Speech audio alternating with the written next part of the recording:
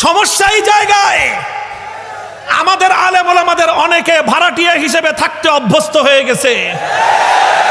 কিন্তু আমি বিশ্বাস করি এদেশের 200 বছরের স্বাধীনতার ইতিহাসে রক্ত যদি কেউ দিয়ে থাকে, আমার দাদার রক্ত ঝরেছে স্বাধীনতার জন্য। রক্ত দিয়ে থাকলে আমার পূর্বপুরুষরা রক্ত দিয়েছে। বালাকোটের রণাঙ্গনে সৈয়দ আহমদ শহীদ আমার পূর্বপুরুষ রক্ত দিয়েছে।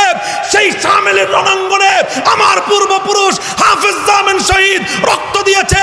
সিপাহী বিদ্রোহে আমার পূর্বপুরুষ রক্ত দিয়েছে। 1916 সালে তাহরিকে রেশমি রুমাল রক্ত দিয়েছে শাইখুল হিন্দ মাহমুদ হাসান দেওবন্দি। কারাগারে বন্দী হয়েছে আমার পূর্বপুরুষ শাইখুল ইসলাম হোসেন আহমদ মাদানী।